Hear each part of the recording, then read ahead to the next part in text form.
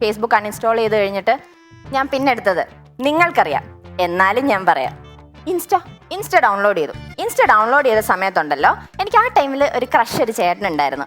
നല്ല കട്ടത്താടിയും ബാഹുബലിയുടെ ബോഡി, നല്ല അടിപൊളി ഒരു ചേട്ടൻ. പുള്ളിക്കാരനെ ഞാൻ അങ്ങോട്ട് ഇങ്ങനെ, പേര് ശംഭു എന്നാന്ന് മാത്രം എനിക്കറിയാം. പക്ഷെ പുള്ളിക്കാരൻ്റെ എന്താ പറയുക, ഒരു രീതിയിലുള്ള അഡ്രസ്സോ അല്ലെങ്കിൽ എങ്ങനെയാണ് കണ്ടുപിടിക്കുക, ഇൻസ്റ്റ ID ഒന്നും എനിക്കറിയത്തില്ലായിരുന്നു. പക്ഷെ സക്കംബർഗറിനെ പുള്ളിക്കാരൻ എൻ്റെ മനസ്സറിഞ്ഞു. പുള്ളിക്കാരൻ പിറ്റേ ദിവസം രാവിലെ തന്നെ എനിക്കാണെങ്കിൽ പുള്ളിക്കാരൻ്റെ ആ ശംഭുചേട്ടൻ്റെ ഫോട്ടോ എനിക്കിങ്ങനെ അയച്ചു തന്നു. എന്ന് പറയുമ്പോൾ എൻ്റെ സെർച്ച് ഹിസ്റ്ററിയിൽ ഇതൊക്കെ പുള്ളിക്കാരൻ എവിടെയോ ഇരുന്ന് കേൾക്കുന്നുണ്ടെന്ന് എനിക്കറിയാം. എന്നാലും പുള്ളിക്കാരന് നന്ദിയുണ്ട്. പുള്ളിക്ക് ഇത് അയച്ചു തന്നപ്പോഴത്തേക്കും ഞാൻ എന്തായാലും പുള്ളിയെ ഫോളോ ചെയ്ത് ഞങ്ങൾ സംസാരിച്ചു.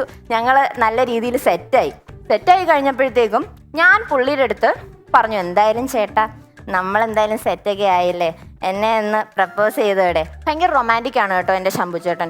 പുള്ളിക്കാരനാണെങ്കിൽ എനിക്കൊരു വീഡിയോ അയച്ചു തന്നു.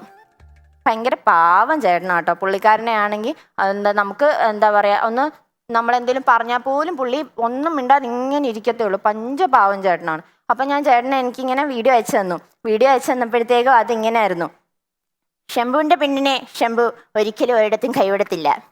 നീയാണെങ്കിൽ പോരുന്നോ ശംഭുവിൻ്റെ പെണ്ണാവാൻ?